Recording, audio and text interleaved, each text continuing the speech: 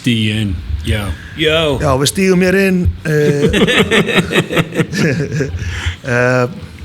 velkomnir, Básis. Sæli Básis. Hvað segir? Allt í rekk hérna, jú, allt í rekk, síminn og bara allt í gangi. Hvað segist okkur? Gott maður. Það er sólmyrkra dagur, maður. Harðu, ég verð að taka þetta, sorry.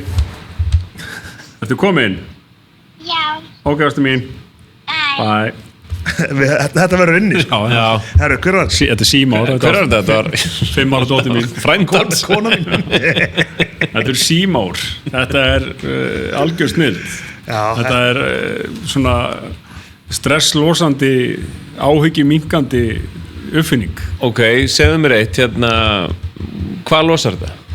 Bara stundum fæ ég svona eitthvað, þú veist, skilaði hún sér á réttan stað, hún ætlaði að fara út að hjóla. Já. Og maður vill vita einhvern veginn að hún sé örugg og það getur bara hringt bara hæ, it's all good. Hvað kostar svona stykki? 10 skall eða eitthvað. 10 skall? Já. Ok. Ef við tala ef við byrja bara bombunni sem við ætlum að tilkynna hvað erum að fara að gera 24. fucking september. Yes. Herru, Önggetur og Öngs var núti 24. september sem er 5 dagar verður RFK Brewing, Tónabíó, Tónabær, hvað sem er, ekki Tónabær, Tónabíó, Vínabær, live show. Live show. Það verður live show hér í Tónabæ, við ætlum að vera stinnir. Yes, og það verður alls konar, shit. Danni er núna eins og arkitekt að hanna hús. Já, hann er í einhverju svona creative ferli og hann er að fá svo marga góðar hugmyndir og eina sem maður getur gert er bara að gefa svona mönnum pláss. Ég læri það bara í körfuboltanum þegar ég spilaði með leikmönnum eins og Justin Sjálfs. Let the boy cook, sko. Justin Sjálfs var í stuði, þá bara fór maður út á kant, þóttist þeirra að fara að fá boltan og hann var bara one-on-one, skilur við. Það er bara það, þú ert þar okkur nú. Það verður einhver óvæntur glaðningur frá öllum styrtaræðilum, það verður, á ég segja það? Við skulum aðeins halda lindu, en miðasala fer í gang, vonandi í vikunni, kannski byrja næstu. Og fyrstu 50 sem kaupa miða er í forgangi að fara í Universal-ferðin okkar. Já, sem verður mögulega tilkynnt. Mögulega tilkynnt, það er allt í gangi. Það er allt í gangi. Ég þarf að segja ykkur frá raunum mínum. Af því að ég er búin að þurfa að riðla eins dagskránu okkar og út af meiðslum. Ég sem sagt meiddi mig í deadlift í rektinni. Í hvaða liftu? Réttstöðliftu. Já, í hvaða liftu, þú veist númer hvað? 4. reppi. Fyrsta, sko, 4. reppi, fyrsta set. Sko. Fannst þið fyrsta bara skítið? Nei, ég samt sko, þú veist, er þetta ekki bara all gloves off og við ætlum að vera hérna bara keep it raw hérna, ekki? Já, keep it jiggy. Sko, ég hlusta á Rauðapúkan núna í vor á öxlina á mér og ég hætti á þyngdarstjórnunarlyfjum. Ok. Já, og bætti á mig á svona 40 mínútum. Gerist það bara. Ég hef alltaf hugsað, þú hættir á þessu. Þá ertu bara komin, þá ertu bara Gísli Pálmi, set mig í gang, komin á stað á öll hlaðborð bæjarinn, skilur. Já, ok. Þú veist, ertu bara sama stað, löngun bara kemur aftur sem er bara... Löngun kemur aftur. En getum við spólast tilbaka? Já. Hvernig er það að fara á þetta? Fara á þetta þyngdarstjórnarlyfin. Hvernig er að vera á þeim? Hvað er bara fyrsta dósið bara? Ég bara langar aldrei í mat. Er þetta ég byrja svo haldið, maður sprautar í sig eða ekki? Við sprautum með svona penna inn í bömbuna. Ok, og það bara leið þá finnur þú einhvern mun eða? Sko ég man hvernig þetta skreið á mig fyrst. Við vorum í einhverju 1 stjörnuferð í Hollandi og bara menn voru að fara út í bjór og ég var bara eitthvað, mig langar ekki bjór, mér langar ekki borgara, ég ætla bara að fara á hótelherbyggi og svo man ég að ég hef drukkið bjór og ég eldi eitthvað og svona allt í náttúrulega ok, þetta farið að virka og svo bara virkar þetta sko, allavega á mig. Og bara þannig að mann langar aldrei í mat. Já, og alveg ofta að fara út að borða og panta með pizza og ég deina sneið og vera bara að fylla ykkur afgangin, skilur eitthvað svona, like a bía. En eins og ég segi, það hafa nokkuð kíló snúið aftur úr sumarfríinu og ég er að fara að taka dælt þarna og ég set á mig beltið mitt. Það var bara allt og þröngt og hann ég tróði á mig en það er það þröngt og ég það mikið að þrauka, ég er ekkert að spenna kviðarhólið sko, einhvern veginn ég bara og einhvern veginn úslega astnalegur og það var því að kenna sko. Okay. Og svo hefur þetta bara versnað síðan það gerði. Þú fegst í bakið bara svo við segjum. Fekk í bakið en það sem langar til að segja ykkur er sko, þegar ég fór á læknavaktina og Dóri hringdi mig, ég hringdi þig, var eitthvað að ræða málin, var eitthvað tjekka á þér eða eitthvað svoleiðis. Og ég var bara farin í bækinu. Það var bara, Dóri var bara eitthvað á, hérna, ég er að keyra út í apótek og ég bara, herri, þú veist, ekkert í apótekinu er að fara, ég hef reynslu af severe bakverkjum.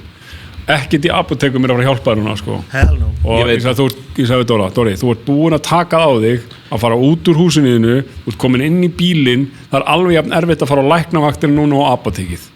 Og ég fór, það er rétt. Ég fór beðið 2 klukkutíma og 20 mínútur og það var fínt, ég var bara hangið í símanum.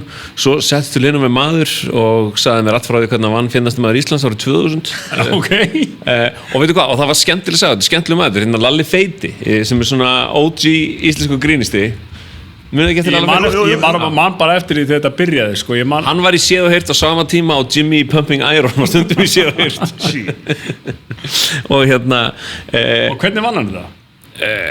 Hann bara hann var með eitthvað geðveika sögur og segja líka hann hefði, þú veist, að Auðun Blöndal var á eftir honum, hann passaði, hann var á undan Auðun ætti erfitt að koma á eftir honum og veist, en það var bara svo erfitt að heyra þessar sögur meðan þú ert bara, ég var svona bara hérna og það veist henn, herru, svo er mér vísað inn fer inn hefi massaða læknir hefur massaður, sko, vein, sko og þyngdi í honum, sko og hérna, ég segi hann frá deadliftur hann er bara, hann skoðaði mig ekkert, sko hann mældi ekkert, hann bara skrifaði upp á 3 lyf fyrir mig instantly á leiðinu út segir hann hvað var á stönginni og veitir hvað ég sagði við hann? Ég sagði við hann, sko, ég sagði hann ekkert hvað var á stönginni ég sagði hann bara hvað maximum mitt var fyrir 6 árum. Ok. Fæliði minnumáttakent, að vera fertugur bara, já, ég einu sinni lyfti ég 200. Þetta er eins og, how a meme sem þá, nobody gives a fuck about how much you used to be able to bench press. Sko, ég teki eftir alltaf, þegar ég er alltaf í svona, þú veist, VOD-æfingum, eitthvað crossfit, eitthvað típa functional fitness, og alltaf maður lendir með einhverjum, þá segir hann alltaf, ég hef ekki detta í hálft ár. Hann byrjar alltaf æfinguna og segja mér að hann hef ekki detta í hálft ár, ég hef ekki bekkin í allt sumar. Það var ekkert lent í þessu, ekkert engin neitt. Nei, en ert þú ekki eitthvað afsakaðið eitthvað? Nei, ég er bara too raw to real, sko. Ég er ekki afsakað neitt, sko. En Komur alltaf að vinna, sko. En ég lent daginn, hann var ekki með hennum gæja sem að, setti vitlaus, hann setti ekki jafnt á hvort. Ok. Geðveikt út, og bara, við vinnaði einhverjum 20 kílóum á, þetta var hrikalegt, sko. Síðan var ég líka að hjálpa gaurundaginn, sem var eitthvað, vorum að skotta, sko, og hann með einhver 100 kíló á stönginni sem er alveg, þú veist, mikið en þú veist, mér veist það ekki vera fyrir manni hans stærð, skilur, ég held þetta væri bara easy peasy og hann ert ekki með mig og ég bara, jú, sen er ég eitthvað í símanum eitthvað, sen er ég eitthvað ströggla og ég var ekki aldrei að fara að halda að myndi ekki taka þetta, skilur hann komið í shake, skilur og ég svona byrjaði eitthvað og ég kynna fyrir eitthvað svona gett létt, og sér bara tók ég hérna utan um hann og lyfti þessu með honum og hann er ennþá fúlluðið mig þessi gaur, sko. En ég var alltaf með Birkir Björnsson daginn að lyfta, ég fór gæti los og hann tók 110 fyrir árbæinn. Já, ég sá Gefum Birkir hérna og hann var alveg, það er svo gaman þegar maður tekur eitthvað upp á story sem maður veit bara að fólk vill fucking deila, sko. Já. Þú veist, það er bara, hann var mjög glaður, við settum þetta á Betri flestir og það var alveg bara, wow, tjóðar. Markastofan fekk þetta í hendunar? Já, það sagði eitthvað Birkir Afró, bara nautsterkur. Birkir Afró? Já, hann kallaði hann Birkir Afró. Okay. Hann var alltaf með hérna svolítið Afró, sko, brofró. Ég verður bara að segja að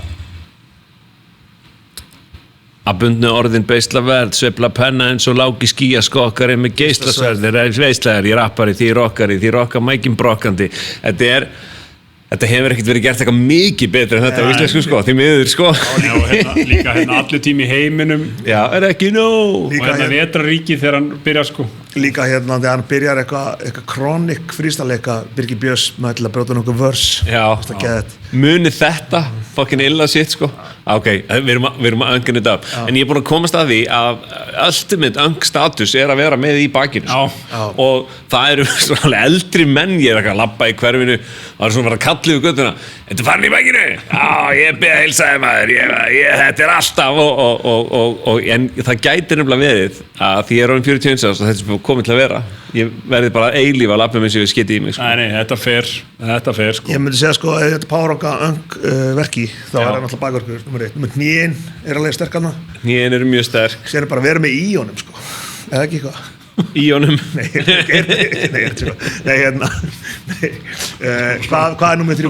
Danni, veistu hvað er númer 3 en gæti líka verið númer 1 í öngdæmi eitthvað svona rassadótt eitthvað svona rassakláði eitthvað XM eða eitthvað það er fucking the big unk og hérna T-Thvælot vakna nóttin og pissa sendu okkur allir verki get ekki tæmt blöðruna sko, það er svakar komin okkar Saga Pro hvað er það? það er eitthvað líf sem á að hjálpa þér að eitthvað svona náttúru dæmi Er þú á því það? Nei, bara var alltaf auglýst í gamla daga Þú vil að finna þetta heiti eitthvað svona þess að gæti heiti eitthvað geðveitt whack er eitthvað Saga Pro, þetta er svona að vera Saga-klass eitthvað svona geðveitt Saga Pro, geðveitt fyrir þessu verkjum sko, eða fóðum Saga Pro eitthvað Pro Hérna, hvað var rautt eðalginseng? Akkurat, ég var að hugsa líka Því var haldið að manni svolítið harkalega í 90s, það voru bara sjómarsauglýsingar Okkur vantar nokkuð sponsor á Rautt eðalginseng Fáum rautt eðalginseng inn sko.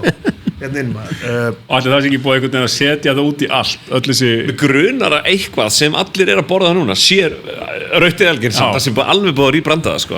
Það er bara svo sterkt svona, þetta er svo sterk markasetting á einhverju svona livjum með eitthvað sem að bæta heilsun okkar eitthvað sem að er búið að gera í Asi í 1000 ára þetta er svona einhvern veginn eins og leyndamál sem er búið að haldi frá okkur eitthvað svona, ég veit að þeir eru með empírisk vinnubrögð en hér í Galdralandi sko, en þetta er líka til hérna á Íslandi sko. Þetta er líka sko mamma mín veitu hvað hún borðar stundum? Fjallagrös söl eitthvað sitt það er svona sölvi og bara svona ling og þú síður þetta í mjólk og bara, ég gubba næst ég bara hugsa þetta er bara svo sjóða mold og gras og geta það í mjólk það er ógeðslegt sko. Muni eftir bara svona ég mani hvernig þetta var þetta ekki aldamótin að fá sér hérna engifer skot, var bara eitthvað bara, þú varst bara maðurinn bara, mjög hólsum ég held að þetta sé svona meira 2010 já, ok, 2010 sko, veistu hver er komin djúft inn í þetta núna? Steindi hann er alltaf, ég bara byrja daginn alltaf á engiferskoti sko, vorum eitthvað út í útlunum var að kaupa sér engiferskot, bara þetta breytir öllu sko, með díselvélinn, mallar hann myndi taka rautt eðalginseng var einhver í ykkar hverfi, einhverju fórhaldar sem voru að rækta sveppi eða svona, heitir þetta ekki sveppur þetta var svona að drykja dót what? Nei, ok það eru eitthvað bjóstu í alternative krifja þetta sko nei, þú Ætla að drekka sveppi? Já, þetta er eitthvað svona kannski verið með okkur í kommentunum á Instagram Við erum með þessu Þessu verður eitt sko, þetta var too raw Too raw, too real Ég veit, maður er alltaf að segja talað að vera too raw, too real var ekki eitthvað Eddie Murphy stöndar sem hétt eitthvað raw Eitt raw Ég fór að hugsa núna bara, var ég búin að segja söguna hétti Charlie Murphy á Austur Nei En að fyrir fólk sem ekki veit, Charlie Murphy er bróður að Eddie Murphy mjög líkir var í Dave Chappelle show uppistandari, mjög fyndin gaur sko. Ég var ekki að DJ á Austur og það voru ekkert margir komnir þegar Austur var svona það var alveg svona classy place það var steikhús og það var alveg einhver væpan og ég heldur að Jón Atli og Bára í eitthvað artilega hafið innrétta staðinn með þetta var alveg fancy place sko. Þá var eitthvað, Charlie Murphy og ég er bara DJ og hann er bara svona einn með einhverjum 2 gaurum og hann er alveg bara með sixpensar aftur og bak og bara alveg skelli hlæjandi sko allir tíma síðan kemur hann eitthvað, you got that Otis þannig með Jay-Z og Kanye maður síðan spilaði hann bara hann var geggjað sko, það vildi bara koma að það hvaða moment, þú eru upplegað mörg momentanir sem eru mjög áhugaverð hvaða moment þegar ég segi við að þú hvað kemur fyrst upp í hugan þegar þú hugsar einhvern tíman í momentunum hvað er ég að gera hérna þegar ég hitti hvað er að gerast okkur gæja hann í Sixth Sense þetta litla görun I see dead people á prikinu ég hitt hann þar hvað heit hann Haley Joel Osment hann var á prikinu þar doing his thing ég á svona what the fuck moment á einu svona á Iceland Airwaves þegar Bent er bara að fara að rappa á NASA og það er svona, hann var sem í snemmum kvöldi hann var ekki alveg fullt og ég lít og það er bara Harrison Ford að drekka svona whisky úr glasi og alla sér upp í vegg í kameljakka. Þetta var alveg fréttunum Harrison Ford á landinu og Harrison Ford sá nokkra Iceland Airways tónleika og hann, þú veist, fyrstulega Harrison Ford, ég ekki sem þessi líku pappa mínum, en þeir eru algjörlega byggðir úr sömu efnum einhvern veginn og mér fannst svo skrítið að sjá hann. Já, alveg verið, þú veist, maður sá hann Forrest Whitaker aftur í bæ. Já, en ég er líka, Kelly from Kids. Þegar þú ert í útlöndum, Dani, þá ertu allt í einu lentur bara heima hjá einhverjum rappara eða eitthvað, þú veist, hefur aldrei verið eitthvað, eða þú veist, chilla með Busta Rhymes Jú, ég chilla með honum, þú veist, hann var eitthvað fyrir utan hérna One Oak, þá var ég nýbúinn að hanga með Lord Jamal í Barnúbien og hann var hann eitthvað, það voru alveg svona 48 drikkjum úr ræðast á okkur, ég að vera hreinskilin, sko. Já. Og sen eru hann fyrir utan og það þú veist, Busta M með einhvern íkonlan vanarna maður og ég og félagi minn eins erum hann Þetta er í New York? Þetta er New York fyrir utan One Oak sem bara heitir staðurna og ég er eitthvað bara síðan bara og ég byrja bara hérna að gera bara svona ég bara hérna, bara we're not worthy sko. Og hann er eitthvað, síðan er hann eitthvað who the fuck is this guy man, það var eitthvað brjálar út í mig síðan byrja ég eitthvað að rappa hann að scenario rímunas og hann er bara hey take this, hann var eitthvað, tók mig inn sko, ég man ekki þeir tóku mig og security guardið hans tímið hans, þeir tóku mig inn sko og við vorum hann að hanga með honum og það voru eitthvað projects á hann líka, þeir þú veist í New York og London og svona það er svo að fyndi hvað, það er ekkert bara eitthvað projects á einu sæði, það er bara, þú ert bara í Chelsea síðan allt er bara eitthvað eitt project sem er bara eitthvað og er bara wow, þú veist, svo fyndi hvað, já þetta var fyrir þetta það sko já, það er alls konar en ég menn sko, tveir leikarar eru þekktir en kannski ekki heimsfræðir einn heitir Jake Johnson og einn heitir Jason Schwartzman er það ekki á American Pie? Nei, byrju hann þú veist, hann leikur í öllum myndum eftir hérna hann leikstjóra Grand Budapest Hotel, Royal Tenenbaums hérna er Jake Johnson sko já einmitt, hann leikur í New Girl hann er með, þú veist, mikið, hann er fann að leikstýra núna og svo Jason Schwartzman er bara í öllum myndunum eftir hinn leikstjóran og er svona nokkuð þekktur en þeir voru hérna á landinu að leika í stuttmynd og ég á fenginn til þess að eitthvað hanga með ég man eftir í einn dag sko og hérna og við kerðum og ég fór með á Þingvelli og við vorum að djóka ógeðslega mikið og eitthvað svona tala að reyna að vera cool eftir fertugt og eitthvað, þetta er samt, ég var ekki árið fertugur sko og ég fór með þeim í Secret Lagoon og ég sá tippin á þeim og hérna og Jake Johnson var eins og gaur hann var áður en að fór nærmast svona hann kanni og hann fannst það skemmt og hann just tell me I don't got a huge cock or anything og hérna og svo kerði ég með á veitingastað Tryggvaskála á Selfossi og drakk með þeim og hérna og borðaði og kerði það svo hótelið sko og við tókum mynd og ég bara djöðlar þetta skemmtlegaurar og þetta verður gaman herru, svo þeir mega peppaði fyrir mér sko og hérna og það er eitthvað hringt eitthvað getur komið í Bláalónið og hitta og þeir eru í hefi stuði og það var ógeðslega fucking gaman, ég kom aftur sko og svo borðuðu við og svo var einhver, Ísland var að keppa landsleik á föstudeginum og ég segi, eru þið ekki lausir á föstudagina, vil ekki bara koma til mín og við vorum á leikinu og verður eitthvað liðarna og þeir bara, við komum, en svo kom bara eitthvað SMS, bara herru, produksjónin er að neyða okkur eitthvað kveðjutinn við komumst ekki, en við skiptumst á e-mailum og hérna, og meina Jake Johnson þú veist, hann vil ekki í Tom Cruise myndu sko, hann var náttúrulega mikið að tala um það sko, hann var að segja hvað Tom Cruise var ruglaður sko og hérna og við skiptum það e-mailum og bara skulum vera í bandi, við erum ekkert með aftur á Íslandi eða þú kemur til Bandaríkjanna, svo er ég að fara skrifaði í bíómynd sem var frumsýnd á hérna Austin hvað heitir fucking hátíðin sem ég leika tónlist á því? South by Southwest og ég sá að Jake Johnson var frumsýna myndar og ég sendur mjög vel og ég fekk svar og ég bara, ég er líka með myndina gaman að taka bjóra eða eitthvað hi dude, gaman að heyri til hafingu myndina en ég er alveg rosa fjölmiðladótið þarna og er engin tími gangið vel, hann aðeins bara það skipir silt ég hef átt nokkuð svona moment og eitt sem ég hugsa um reglulega það var Manchester City var að fara að spila, við erum að tala um sko Manchester City nánast svona, ekki alveg peak Manchester City. Var það Mancini City? Nei, það var Pep Guardiola, þú veist, þarna er Aguero, Gabriel Jesus er nýkominn, Kevin De Bruyne, þetta er bara frábært lið. Þeir að fara að spila hérna á Laugardalsvellinum æfingarleik við West Ham, muni eftir þessu. Þetta er pre-COVID. Já. Og við Hjörvar voru fengnir í hérna til að svona segja frá viðburðinum eða eitthvað svona, þú veist, bara máttum fjallum viðburðin og máttum fara og hitta þá að þau voru æfingarferð í Bandaríkjunum áður en komið hingað og bara geggjað og svo erum við alltaf einhvern veginn á leiðinu út og það er alltaf, Pep vill ekki fá okkur strax Pep vill að býða og svona, er Pep með skoðan að því hvernig við komum svo fljúum við til Los Angeles þá var blessu sér minni Gváer beintflug og ég á átjáðuskall saknaðist mjög að get ekki flogið beint til LA fór tvisvar með Váer og við förum að náka hótel bara rétt á æfingarsvæðinu þeirra og svo fyrsta daginn sem við fórum að hitta þá mætum við bara það sem þeir eru á einhverju svona komplexi og einhver gaur svona liaisons tekur á mót okkur bara svona einhver tengiliði frá þeim og svo erum við bara eitthvað í lobbyinu og þeir eru að fara út á æfingu og eru að fara saman þannig þeir eru mættir í lobby einhverju gaurar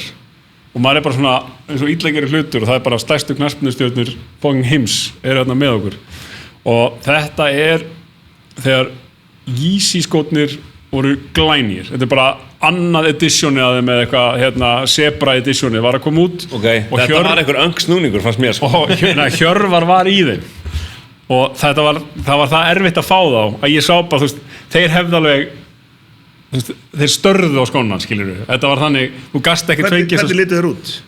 Skótnir, þetta var svona þetta var bara Yeezy skóti fyrstu og það var svona eitthvað svona Zebra munstur ef ég mann á þeim, ég held að þetta hafi verið version nr. 2 og sem var bara svona skemmtilegt að sætt svo vorum við bara á vellinum og þeir voru bara venjulegri æfingu, þetta var ekki fjölmiðlæðing við vorum þarna 4, Paul Dickov sem spilaði með City, Pálo Van Tjópi sem spilaði með City ég og Hjörvar og við vorum bara hérna eitthvað á hliðarlínunni og horfa á í reit og spila og þetta mestar, þú veist, ég hef aldrei komið svona nálagt Pep stóð bara á miðjunni gargandi á þá bara eitt af, ég sagði við Hjörvar bara við verðum þar til að við verðum borðin út sko, það var mjög ok, hérna kemur eitt sko en þetta alveg frá 1990 sko. Árið 1990 þá var mamma mín að dæma í einhverju sérstakri dómnefnd á Berlínarhátíðinni, kvikmyndahátíðinni og hún fór út og var í 4 daga eða 5 og svo kom ég með pappa mínum út og við vorum yfir eina helgi og svo fórum við heim og þarna var Berlínarhátíðin stór og mikil eins og hún ennþá og þarna var meðal annars held ég kvikmyndin Gandhi það eitthvað svona hvað stærsta atrið sem tekið yfir upp Trivial Pursuit shit sko. það Gandhi sko dói bara 100 manns af náttúrulegum orsökum það voru bara 3 milljónir og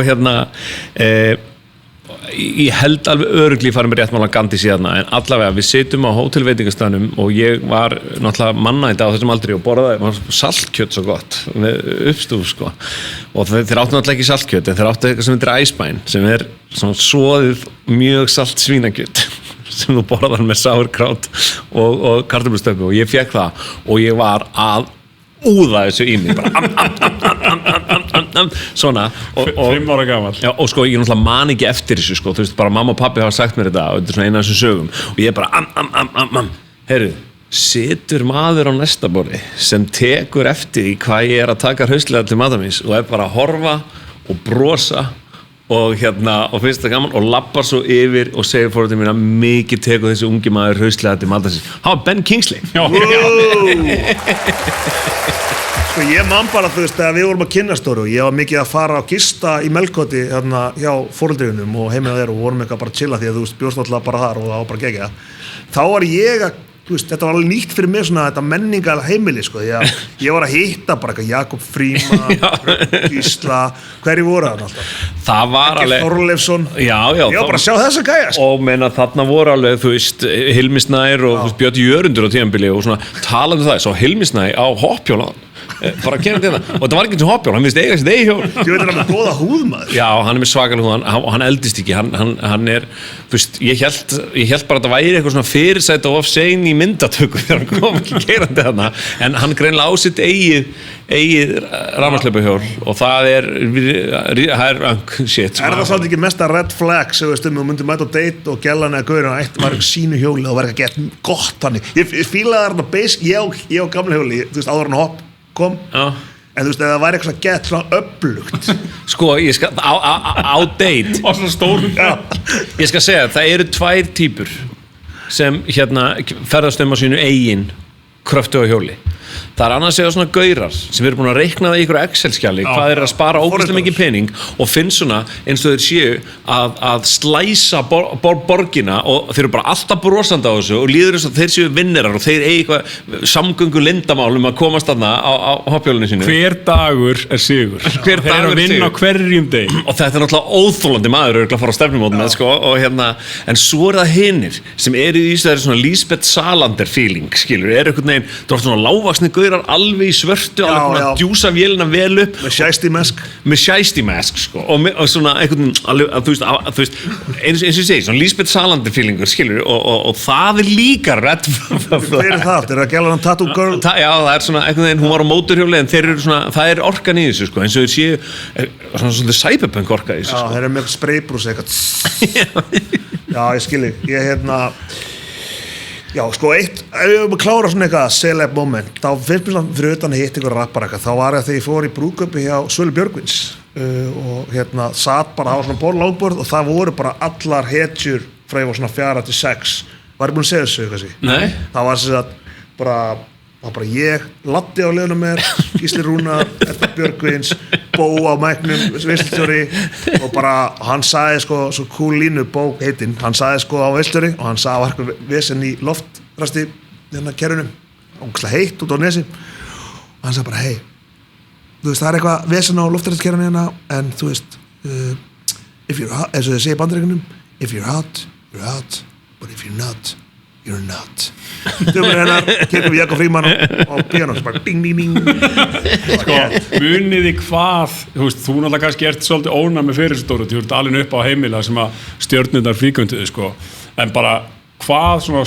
bara svo, þegar maður sá Stebba Hilmars Stebbi Hilmars kom aldrei hindi mín í 90 skilju, bara hvað íslensku stjörnundar voru stórar lokali Sigga Beintils og þú veist líka bara hvað, þú veist Hemmi Gunn var rosalegt atriði í alvöru, það var bara þú veist ef ykkur fór í Hemma Gunn, hann var bara mobbaður út á götu daginn eftir, skilur bara hæ sá þig Hemma maður þú veist og hvað maður langaði mikið í peningablástusvélina sko ég var alltaf að hugsa bara, þetta er rullukrabólur maður blæsið undir, ding, lókarum hérna blæs fyrir aftan, ding, lókarum þar ég segja líka bara svona veðurfréttamenn ég man að, þú veist, ég var með Stelpi Beck sem pappina var Ari Trausti og hún bauði okkur út í ammælið sitt og mér varst það bara fucking huge að hitta hann sko skilur hvað, þú veist, bara Ari Trausti þú veist, það var bara, þú veist, þegar screen time þá var annað en núna sko, bara eitthvað þú veist, Hjörvar Haflega með ógst að fyndi í Dr. Fútból að hann var að tala við Hjamma og hann var eitthvað að tala að Hjammi sagðist að hitta einhvern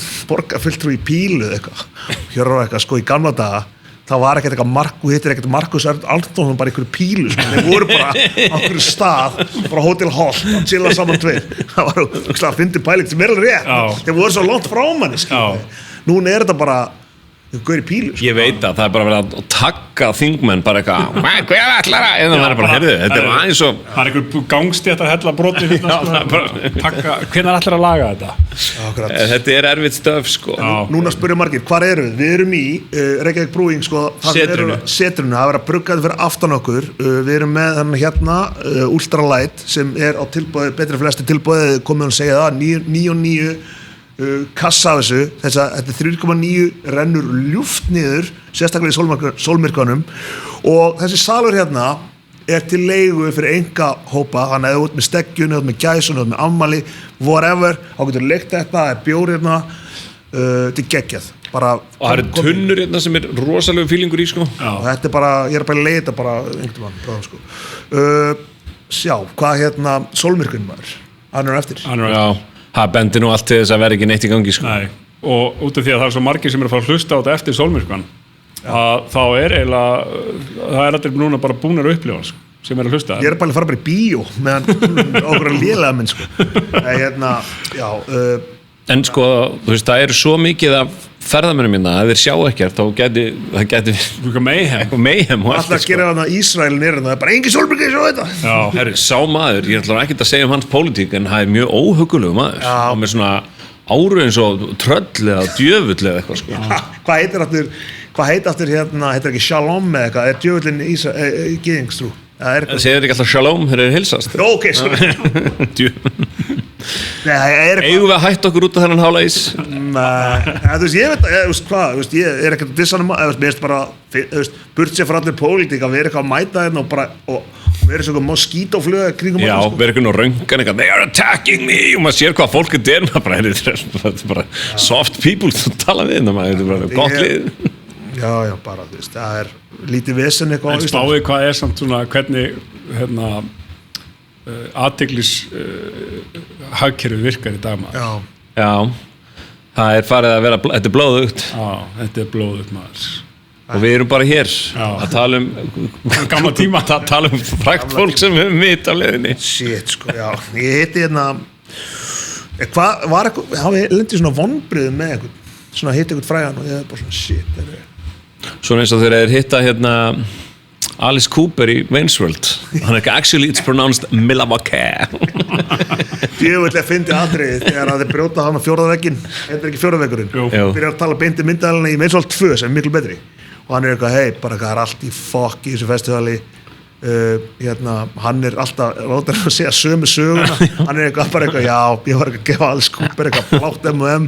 Hann er orðinn insane. Hann var mikið fyrir að þjálfa gaurinn með vélbyssur upp á sviði. Það skjóta fólki á tónleikunum. Ég vil fyndi mynd. Það er einn fyndasta mynd sem ég séð. Wayne's World 2? Já, hún er geðveik, sko.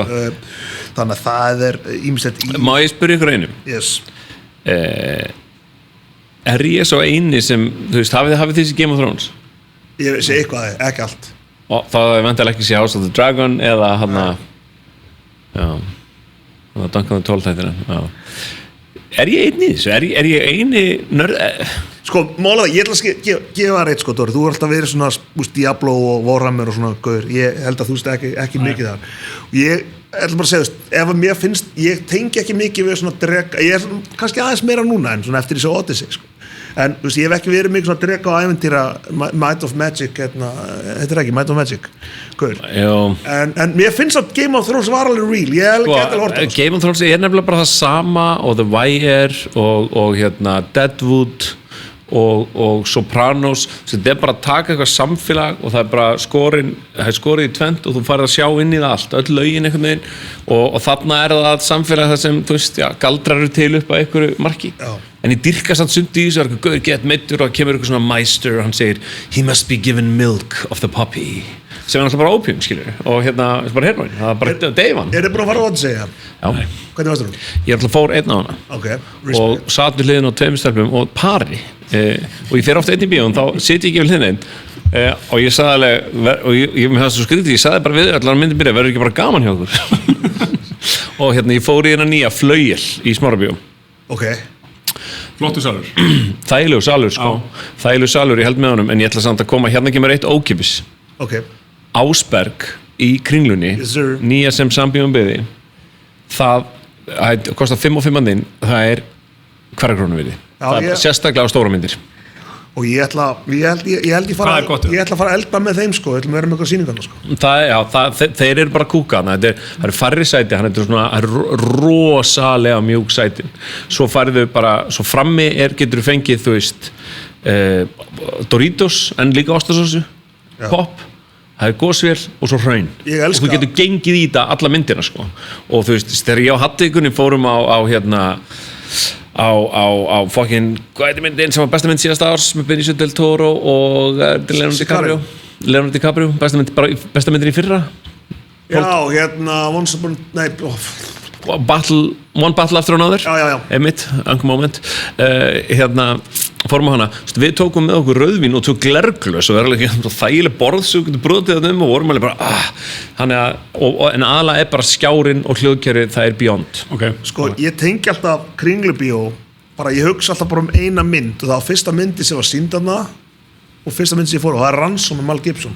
Ég hugsa alltaf eina Ransom með Mel Gibson þegar ég fer í Kringlubíó. Give me back my son. Það var góð myndið. Hvenær verður Kringlubíó til?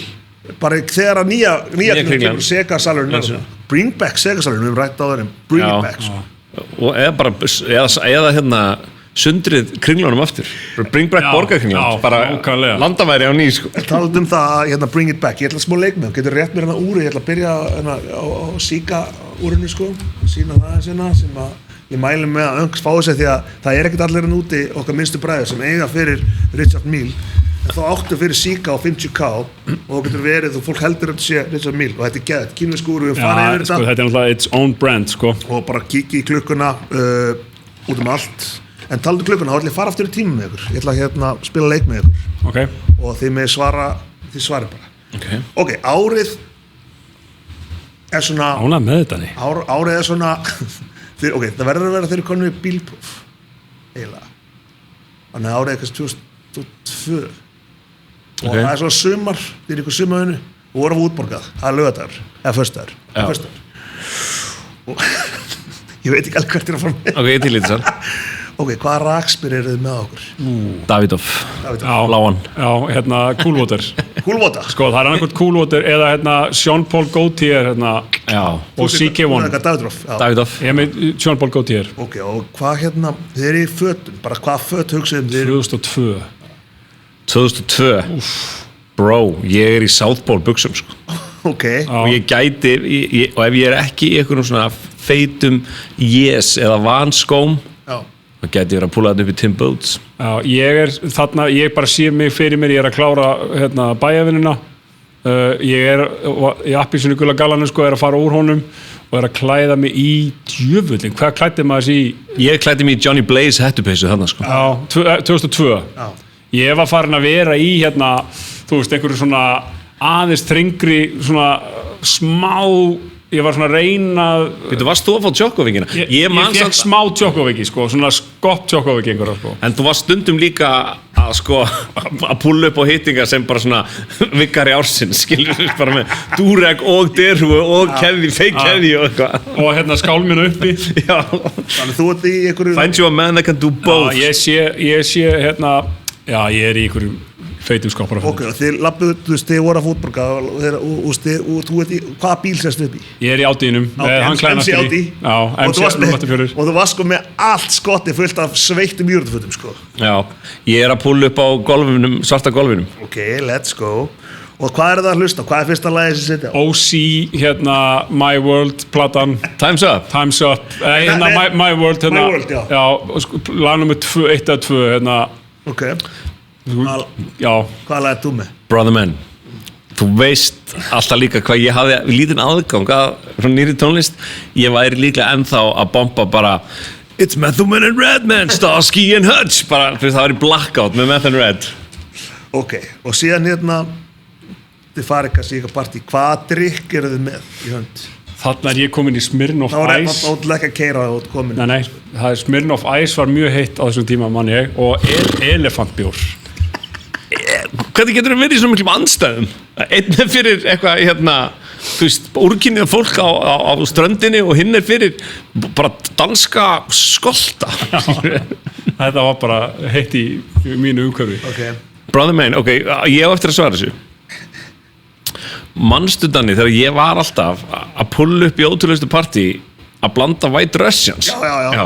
Ég væri líklega að gera það því það var svona ákveðin tilgerð í mér og ég held kannski að fólki myndi kunna betur við mig myndi gera það Shit, ok, og síðan þið eru kannski eitthvað hella drunk skilur og síðan komið heim og hvað hvað töluleik spilið þið komið heim eru þið með og hvað kerfið eru þið að vinna á þú veist, ég er að tala um konsól eða ekki konsól Já, þarna er, sko, þetta er 2002 þarna er ég komin hart í Pro Evolution Soccer á PlayStation 2 Já, Pro var ógeðslega eittur hérna sko og svo, sko, ég var jafnvel að vinna stundum með það, sko, að vera í Championship Manager í PC-tölvunni og að spila Pro Evolution Soccer eða FIFA og þú veist, og var að simulata árið til að geta keypt leikmenn eða eitthvað svona, sko setna að láta þetta aðeins malla Championship Manager, þannig ég var jafnvel að vinna með 2 tölvur í einu, sko Ok, ég verð að segja að ef ég var að spila eitthvað þarna þá var það bara Diablo 2 sem var löngu komin út held ég en hann kom setna út á Mac og ég var bara með Mac heima sko þannig að ég spilaði en ég fór ekkert í konsól fyrir 20 sko fyrir ég fór að vinna á dagblæðinu Það er svoleiðis? Já, þá sagður það var að fara að skrifa tölvuleiki og þú veist og ég hringdi bara í senu og var ekki, við viljum fara að skrifa tölvuleiki hvaða leikir og svona koma og þeir bara, við sendum það pakka og þeir sendu mér sko 2 PlayStation Portable tölvur og bara, og PlayStation 2 og alla leiki sem ég datt í hug, sko, alltaf. Ég vildi að fólk geti, sko, bara með lyktin svo, það setur mann á. En ég væri með derhúfu, ég væri með feitt hár og ég væri ógeðslega stór úlpu. Sko, ég var að hlusta á eitthvað podcast með eitthvað það er ógeðslega mikið svona gömlum United Legends alltaf að tala hvernig þetta var og hvernig þetta er, sko. Og Ríó Ferdinand minni mig hafi verið að tala um PSP að þeir voru alltaf að spila einhvern first person shooters, einhvern að spila það var einhver leikur, það var ekki Call of Duty þeir voru að spila vikund annars ég veit að það var einhver skotleikur sem spilaði, sem var eitthvað svona Tom Clancy eitthvað, þeir voru að spila móti ykkur öðrum og hann sagði bara Ronaldo, Scholes, ég veit ekki alveg hvað Scholes allana, þeir voru bara allt gengið, voru bara alltaf voru að keyra í rútunni, alltaf að spila móti ykkur öðrum og hann sagði bara þetta var í alvörunni stór þáttur fyrir því akkur voru svona góðir, því að þetta leikur bara voru svo samheldir út af þessu leik, sko. Og mér svo fyndi bara að hugsa þetta þegar voru alltaf í þessu skotleik, sko. Ég skal finna hvað þessi leikur hér, þetta var ekki Call of Duty, þetta var ekki Battlefield, þetta var ekki Quake, þetta var alveg svona þú ert svona, þetta var, þú ert hermaður í leiknum og nýmann, þú varst eitthvað að fá þetta sem átti PSP og þú varst, það voru myndir í þessu áttir ykkur myndir í þessu Nei, þetta var, ég sá einhvern sem til söguleikur svona Michael Jackson tónleikamynd og ég bara hver kaupir þetta? Og horfir á þetta? Já, í PSP. Já, og sem fyndið, sko, því að ég átti líka minidisk. Já, ég líka, það var feitt. Það var eitthvað, þeir fömbluðu því, sko. En spáði bara hvað margt hefur komið eins og PSP og svona, sem helst bara, þetta bara að fara að vera númer 1 í heiminum og svo bara komu símarnir og tóku allt. Já, ég meina... Rétt, og sorry, ég hef verið að downloada leikjum í símaminn sem spila í flugi. Er hægt að fá alvöru leik í síman? Svona leik sem ekki bara konstantli að sína þér auglýsingar að biðja þeim in-game purchases allan tíman. Er einhver að forrita leiki fyrir síma sem spilast bara eins og töluleikir og kosta 11.9 eitthvað, I don't know. Jú. Líka bara að vera í Football Manager og eitthvað svona í síma, sko. Það er svo leiðis. Já, ég er að spila þetta svona Bloons-leiki, Bloon Tower Defense og eitthvað, mér finnst það alveg skemmtilegt, en síðan 2048 leikurinn, það sem að ræða einhverjum tölum. En annars er þetta bara eitthvað allt einhver limit, dótti mín er alltaf í einhverjum leikjum sem er bara eitthvað auglýsingar og Wordle og eitthvað það var eins og þegar það kom íslenski spurningaleikurinn, hvað hétt hann aftur? Muni eftir þessu það var startupið Quiz Up, já og maður var alltaf að hugsa sko, hvað er endgameið veitu hvað ég meina? Þetta var svona það er komin einhverjar 4 milljónir downloada og hvað svo skilur þið svo náttúrulega bara fóru allir og gerðu þau spurningarleiki og nú er þetta bara allstaðar þannig að ég þeir vantar glas stjóri að sippa á þeir sem ekki að horfa á Ultra Light Lager RFK stær bara 3,9% 3,9 hann að mátt keyra rafbíl eftir þetta ekki dísel ég ætla líka að tala um Mosaginn hip-hop minning og þeir eru með þau þeir eru þetta þeir hann ég ætla bara að segja þeir eru þetta kottum með þetta kallið minn Mosaginn kottum með litla Mosaginn og hann var þetta fyrir Mosaginn og við erum að seppa á þessi official drink of Icelandic hip-hop veðrað í Æsland segjar vermouth og þetta er í Rauvarhóls hellir X vermouth cask ég ætla að fá mér svo sopa Þú ætlar að fá þess má? Þetta er gott já, það sem ég ætla að tala um hip-hop minning er alveg íslensk hip-hop minning en samt ekki, ég ætla bara að tala um tímabilið þegar maður var í mennskóla smá tengt því sem við vorum að tala um á 2002, 2004, 2005 við erum að tala um Neptunes, Timbaland við erum að tala um 50 var alltaf að koma út Bubba Sparks Cam bara við erum að tala muni eftir þessu það voru bara bangers ég er ekki að djóka, ég sem DJ að koma einhver lög sem er eitthvað vinsal á TikTok en þú getur ekki sem DJ að control the crowd það kemur ekki eitt fucking lag sem er banger lengur? Nei, eiginlega ekki sko þú veist, jú, og þetta er bara þarna voru hvað er síðasti banger sem þið heyrðu? Ég meina, ef þú pælir í þegar við erum ennþá að spila lög frá 2001 til 2005 þar er bölkið, þú getur alltaf farið þangað og fólk með þess að krakkar í dag heyri sér lög, þetta bara svo stadium lög, skilur lean back, in the club Ertu að meina bara lög, þú ert ekki að meina góð lög, bara lög sem að virka á krát Já, þau eru náttúrulega góð, eða þú veist, skilur Ja Rule náttúrulega var hjút, skilur DMX I'm Real upp á slæmið DMX, þú veist, það var eitthvað þarna, eitthvað magic sem að Veistu hvað það var? Það var samkeppni Því lík forréttindi að hafa verið á réttum aldri á þessum Nei, menn þetta er bara Það var samkeppni að bara því lík forréttindi að vera í menntaskóla þegar þetta er í gangi, sko Blueprint er að koma út Já, akkurat College Dropout made you look you were nothing but a slave to a page in my rhyme book og við erum ekkert eitthvað að önga, við erum bara talk fucking speak fact við erum að önga það er ógeðslega önglegt að segja ég er ekkert að önga, ég er bara speaking facts við köllum spaða Já, en sko ég ætla samt að segja það að Danni er með opnasta hugakar tónlist sem að ég veit það er ekkert svona preference eitthvað svona gamalt preference ég var að spila, hlusta R.E.M. á liðninga sko. Man on the moon sko ég skal segja reitt, ég man samt þegar Danni fekk hann að fyrst að það giggi sitt á príkinu töluðu við það? Já, betur við og hann var bannað að spila hiphop allt í nú að Danni að taka fyrsta DJ-setu príkinu á 50 degi og þá bara mjúkt R&B í gangi Já, sko málið það var eitthvað, þeir voru ekki alveg búin að það var eitthvað svona búið að vera hiphop tíumbil sem var eitthvað svona, þú veist, eitthvað Hvað ára er þetta?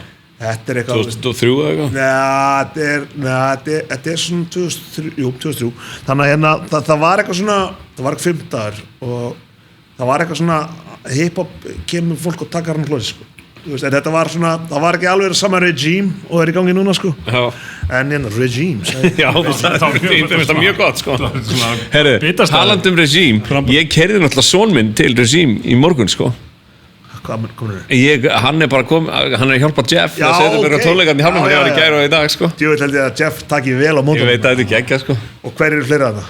Það voru hettingagaurum sem við kannast við sko Herðu, en höldum aðeins áfram með þetta þannig Já, ég er bara að tala, þetta er bara tímabil sem að, þú veist, maður var þeir spila á Broadway í hiphopsalunum og þú veist, það var hann Opus En hvað haldið þið að sé ástæðan fyrir því að Bölki er hann? Þetta er hann að svipa á með kvikmyndir 90s kvikmyndir það er óumdeilanlegt eða ekki, að kvikmyndaheimurinn píkaði á 10. áratug síðustu aldar og sérstaklega 94 Nei Er það bara einhver nostalgía? Þú veist, hvar er metrikið? Ég veit það ekki Þú veist, ég myndi segja að þarna 70 til 80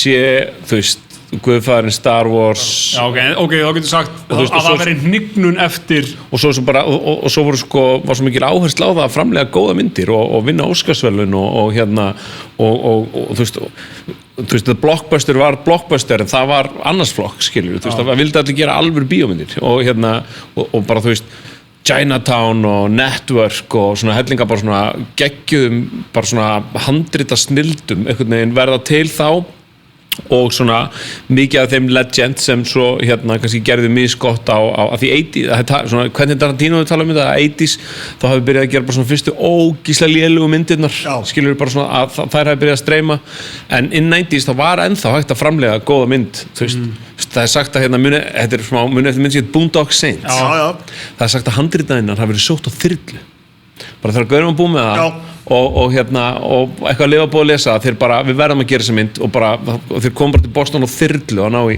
endakið handritinu sko Uppáhaldsmynd allra svona ungra gauðra sem vildu láta taka sig alvarlega hérna í gamla daga Það voru allir að leita sér að leddara eftir Boondock Saints. Var það ekki frekar léleg mynd samt? Jú, þetta voru tegur að skjóta ykkur að gauðra í 90 mínútur og vera eitthvað írskir á því. Bara málið er, leiðu eitthvað er írst, en maður bara, ég er seldur. Það er heimildið með dömynda þess að þeir áttu okkur, keyptu okkur bar og var eitthvað fucking vesen á þessu gauðra. Já, var algjört vesen á þessu gauðra. En þetta er kvikmyndina, sko, þarna er, ef við förum aftur í tónlistina og bara magnið af bengurum sem koma út á þessum tíma og bara plötur sem að standast tímans tönn.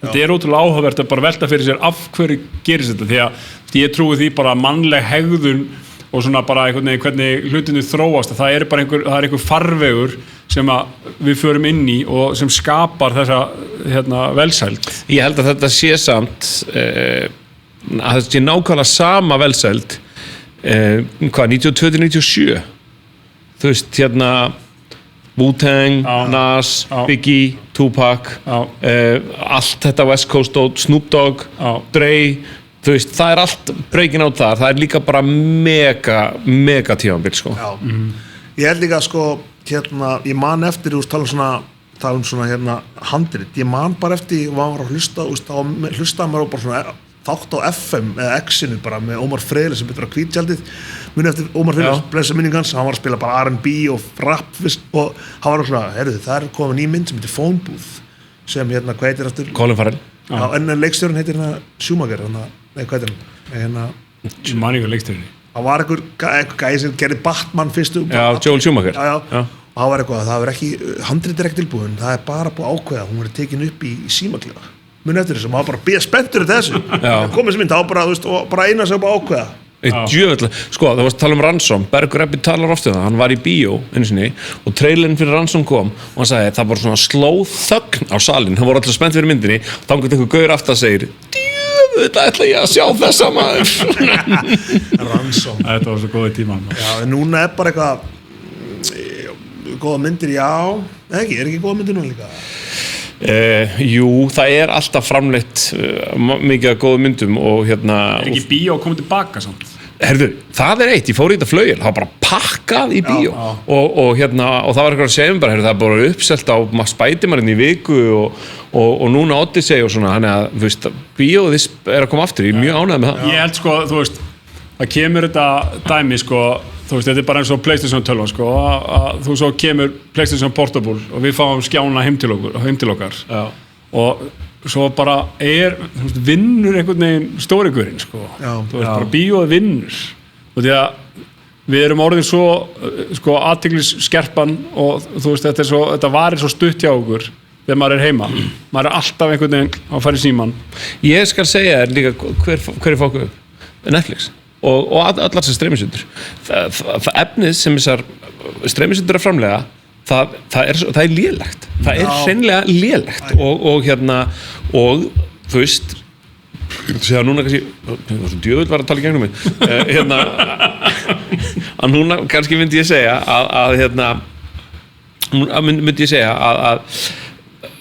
að þú veist, þetta er fullreynt, þú veist, fólk er bara búin að vera það lengi, það kemur ekkert gott, skilur við og svona þeirra arleið og það er engin classic, þú veist, tími klassíkurinn er enda bara liðin, sko, að því bara heimurinn, hann bara hann hreyfist of hratt til þess að eitthvað ná að vera síkild, sko og ég held að fólk sem bara vilja bara sjá eitthvað fucking gott. Já, svo Backrooms, helviti góð, eða svona helviti góð, Obsession fannst mér helviti góð. Ég náttúrulega horfði á fínalinn af House of the Dragon, ég vildi tala um House of the Dragon það er svo leiðilega persónu það er bara, það er ekki hægt að horfa á þetta sko. En ég horfði samt á þetta allt, að því ég lýsi bækurna líka, að því ég er dóri nörd, líka dóri sterki og dóri sæti, ok? Herru, réttu með hérna kaffi hérna, sorry, kallið minn.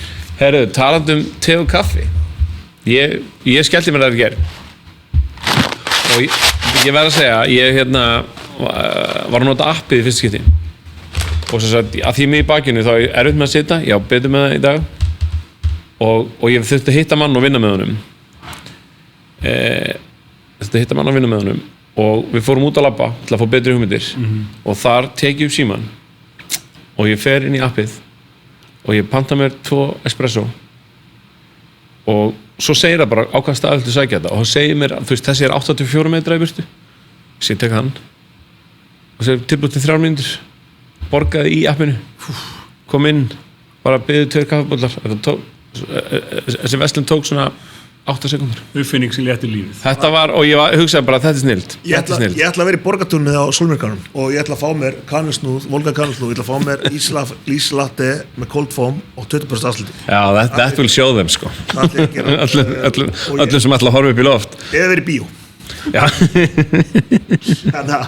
herru, ok, fleira tökum bílasölu Reykjavíkur, ég sé að það er eitthvað glitti Býtu, Maggi við erum að tala um Can-Am Maverick X3 XRC Turbo spáðið að sækja börnin í skólan á þessum þetta er bíl frá 2020 við erum að tala um sko bíl, þetta er buggy sko þetta er 200 hestafla bíl já, og fysléttur 1,4, það er röglega nýri 5 með betur en flestir en þú veist, á þessum fjöðrum líka getur þú ekki bara kyrt upp á bíla hann var að gefa 500.000 í afslátt Ok, þetta bíl sko. Hvað þarf, Veistu má keyra þetta bara Veistu af hverju ég myndi kaupa svona bíl? Og ég er að hugsa að kaupa hana. Ég held að þessi bíl sé að vera vinuðin í The Apocalypse. Ég var með hugsað líka. Já, ég hef séð Mad Max og svona þeir allir á svona bílum og hann búið að setja byssur á það og alls konar. Post-sólmyrkvi, þegar slöknar á sólinni og eftir, þá mun ég þeysast sveitir að reyta búrskápa fyrir mat og skottfæri og svona. Þetta verður bara svo California Love video. Já, sko ég bæði vei, þú veist, hvað í gangi með þennan bíl? Þetta þú veist, Sjá hvað hann grimmur maður. Veistu hvað, ég segir einn, mér finnst þessi bíl geggjaður og mér finnst það hefði líka þótt hann geggjaður þegar ég var 6 ára. Þetta er svona eitthvað sem eldist ekki á mann. Þetta er krakki maður, einhvern veginn. Mad Max maður. En maður að þeysast göturnar eða maður í sandhólum á þessu, ég veit ekki kannski bæði. Hafið keyrt buggy-bíl? Nei. Það er ógeðslega gaman. Ég hef keyrt 4-hjól. Já, þetta hef keyrt 4-hjóldanum. Geðslega gaman að keyra buggy-bíl. Sko, talandi svona post-apocalyptic stemmingu. Muni eftir þegar að Bam Margera var þetta Secret Solstice og var tekið í hann af ónefndu rapgrúfi. Já. Ég var ekki þarna, ég var úti. En fólk var að segja að krúa hans kringum hann hefði verið svona Mad Max Pirates of the Caribbean swag. Hann var sjálfur þannig, hann var klæddur eins og Jack Sparrow. Já, það var eitthvað, þú veist, og Mad Max bara, þetta var bara, þú veist, hvað var í gang, þú veist, það var eitthvað í loftinu þá á þessu tíma, sko.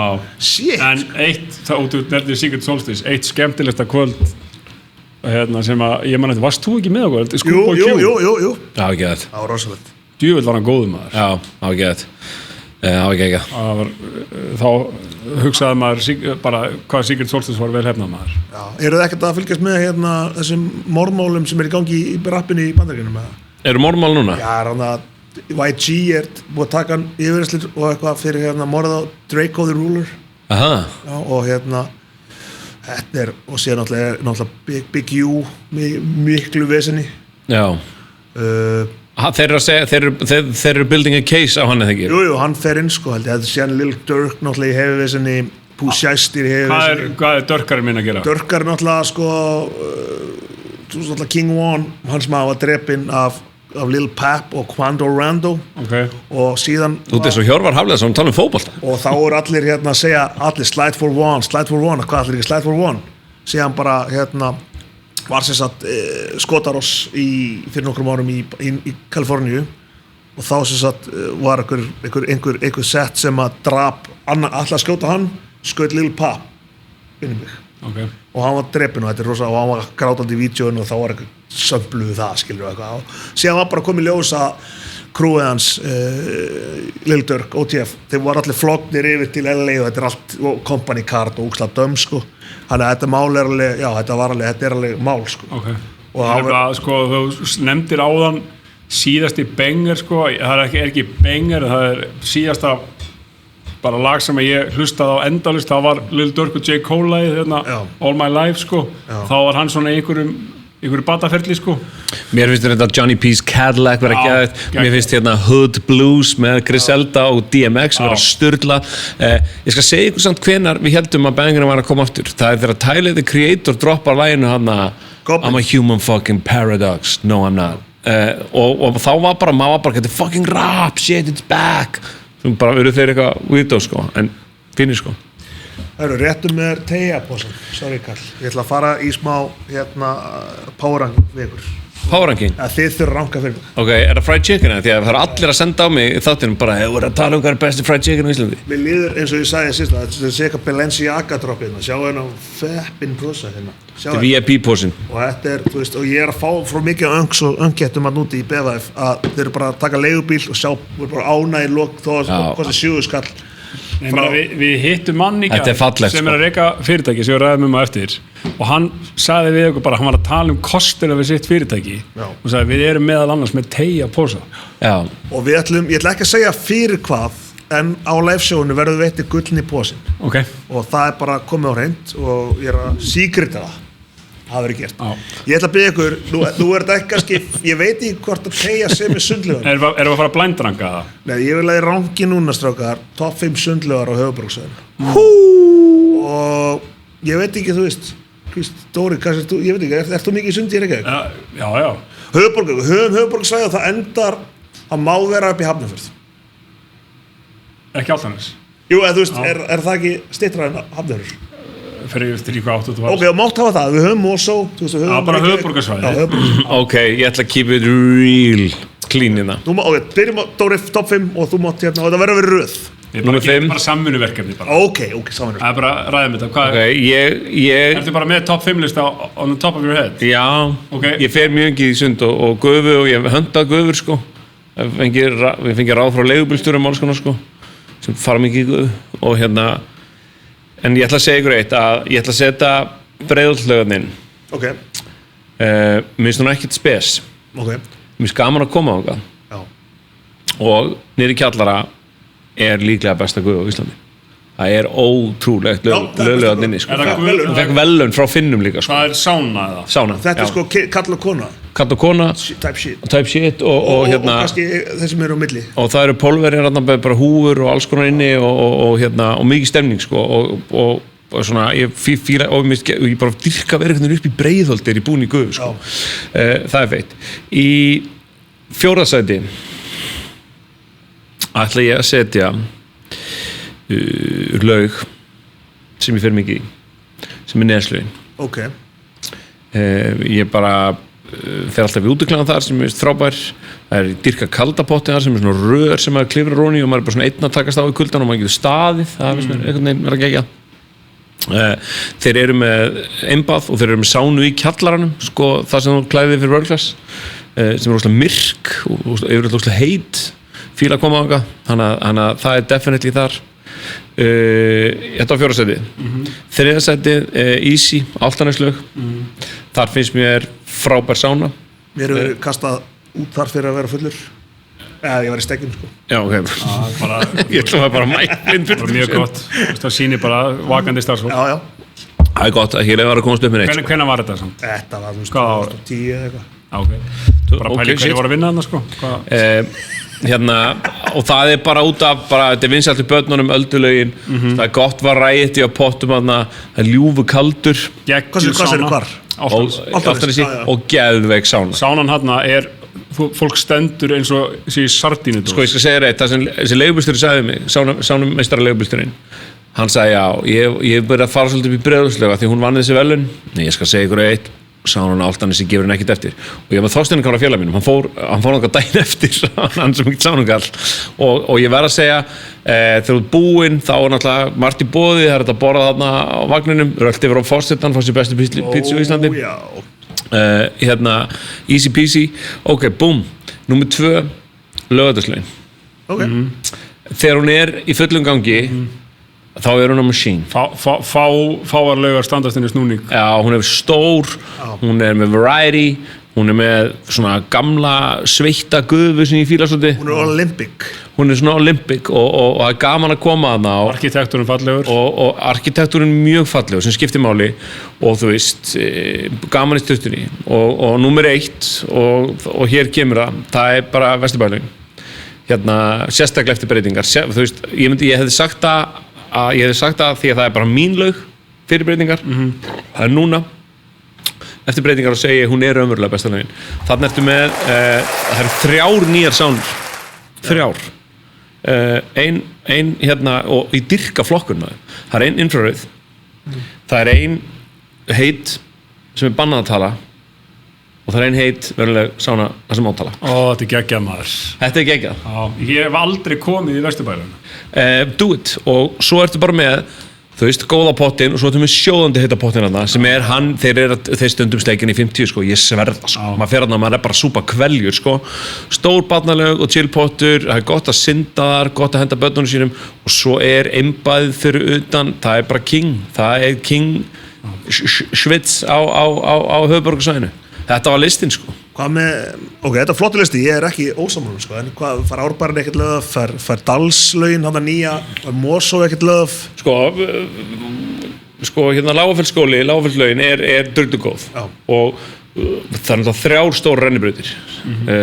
En sko, einbæðið er alltaf kalt, það er alltaf kalt og svo eru þeir svolítið nasistalegir hérna þegar maður er eitthvað að laumast í gufun og ertu með þetta hanglaði af því þeir verða svona sko.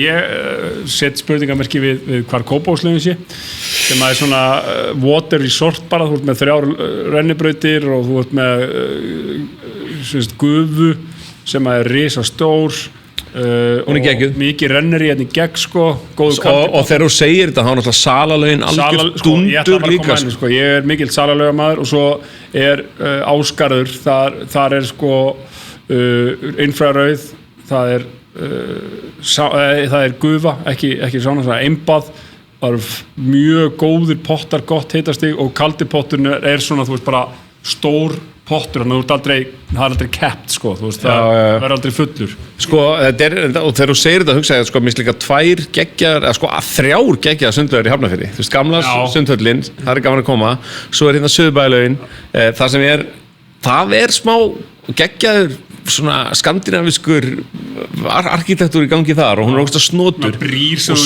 sitt undir og svona sko, og svo er það náttúrulega innanhúslaugin sem er á völlunum, sem bara að fara þar vetur og þú veist, það er geðveikt og það er gufa sem er embað sem er alltaf heitt og náttúrulega risa sundlaugar, sko kannski verður bara einfaldar að gera topplista við vesturlaugarnar, spáði líka hvað þetta er hérna, þegar maður fer út og ætlar að fara eitthvað í sund eða eitthvað svona skiljið, hvað er erfitt að finna góðar laugar, þú veist, við vorum út í Svíþjóð fjölskyldan og það var bara, þú veist, við fundum alveg eitthvað svona fínt, bara skiljið, en þetta er bara hérna, bara með 5 kilometra millibili, bara laugar í fucking heimsklassa sko. Já, ég veit sko, mér finnst Dalslegarinn í Úlfsdal Úlfarsárdal fyrir Úlfsdal. Hún er geggjuð. Hún lúkast eins og eitthvað svona, hafið séð svona þegar eitthvað kemur svona eitthvað svona væral mynd, eitthvað svona fangelsin í Noregi. Svona hönnunarfangelsin, hún lúkar nákvæmlega eins og eitthvað svona hönnunarfangelsin í Noregi. Veit ekki hvað að tala um. Mér finnst líka, þetta Árbæjarlaugin með að ferða fyrir pómóði, skilur við. Postmodernism. Þetta er svona 90s svona pómó í gangi hana. Útiklifin, geggjar. En ég er ekkert svo, mér finnst of mikill íslensku pómó í Árbænum sko. Já, brúin og þetta dót sko, einhvern veginn ekki reyðin. Ertu ekki fyrir þess að þetta fælega allt saman sko? Veistu hvað, þetta er allt góða laugar sko, og náttúrulega Grafóslaug er líka fín sko. Og svo, þú veist, eins og í Varmárlaug í Mosó sem er gamla sundlaugin sem er svolítið svona púkaleg á Íþróttahúsinu, þar eru þeir búin að lauma upp einum sána og einum infrarauðum sko. Það er bara, liggur við bara að maður þarf að fara og við þurfum að taka túr sko. Hér, ég var að fá myndband frá Hjalta Vignis. Hann er í framkantum, sjáðu þið hérna. Hann er að byggja eitthvað hérna. Hall? Já, þetta er eitthvað hérna. Er hann ekki á þessu festivalana? Hann er túrgæsvagnin er komin. Það verða Eclipse og Björk fans að negli sig hálfum öngara. Er hann á Bjarkarhátíðinni? Hann er ekki út á landi, hann er Eclipse. Hann allavega sagði sonur minn sem er að bera þarna, hann sagði mér að það væri búið að parkera túrgæsbílum. Ég get ekki votta hvar Hjalti sjálfur er. Þannig að við mælum með, hann sagðist, Hjalti var alltaf sagt, það sem vagnin er, þar er ég. Já, og það er ennþá BEF í Caps Lock eða túrgæs heimasíðunni. Yes. Það er ríflegur afsláttur og hérna talandum minna hátíðin sem er hvar er þetta, Hellisstandi. Já. RJ-D2 er þar, vissu það? Nei. Hann er að spila þar. Blast from the past. Já, bara góðstæður. Það hefði getað verið lag sem við vorum að hlusta á hann í time capsule. Einmitt. Eða hérna, hvað hétt þarna lagið með honum, það var eitthvað, hvað heitir lagið? Don't you remember when Já, Gnarl Sparkly. Gnarl Sparkly, einmitt. Og Coachella, 2006. Hver var íslenski RJ-D2? Ég var ekki Steve Sapling. Messias? Já, hann var, þú veist, þegar hann var að gera. Já, svo var hérna, hvað er Hermigerfi? Já, hann er stilt góðins frá. Já. En hvað er þetta Steve Sapling? Hann fyrir Þýskaldi. Hvar? Ekki Bernhildins, flutur eitthvað. Þau eru ekki að hringja hann. Djöfull, ég saknaði að sjá hann sko. Já, góða náðungi. Messias maður. En allavegna, ég skal segja ykkur eitt og hérna, þið sem viljið fara og vera á Hellisandi, það er hægt að bara hringja í Lava, fá bíl, bruna vestur, hafa gaman í boði Lava, sjóðandi heitt dæmi. Og ég með má tilboð, ég með smá svona, hann er að lánsa aukabíl núna bara í dag, segir hann, sem ætti að koma í dag, og hann ætlar að bjóða öllum þeim sem leigja bíl hjá aukabíl og ef þeir eru að ferðast erlendis, þá fóðið frítt bílastæði fyrir utan hjá þeim og skull til og frá flugvelli. Já. Betur en flestir, ég veit ekki, já segir betur en flestir og bara þú kemur hérna aukabíl og þú færð að leggja þarna og þeir eru skuttla og þú eru sóttur, góð lykt af þinni, kaffi, eitthvað fyrir alla. lava karenta, let's En þá komið að söltun vikunar, strákar. Yes, sir. Með saltverk. Þá komið að söltum vikunar. Hún einfölda að þessu leiti. Ég ætla að taka einhvern hlut að ég bara það skein sól í gær og maður sjá fólk út allt og það allir með vassbrúsa og okkur eru vassbrúsar orðin svona ógeðslega stórir. Það bara fólk að labba slökkutæki einhvers staðar þarna og þetta að súpa úr því maður bara, hversu hydrated þarftu að vera í raunverulega sko. Lavabrúsin. Þetta er rétt stærð. Þetta er rétt stærð. Herru, en hérna kemur eitt. Ég ætla að salta QR-kóða. Ok. Í fyrsta lagi, mér finnst, þeir eru búin að til í 10 ár. Mér finnst þess að enginn hafi almennilega samþykkt á.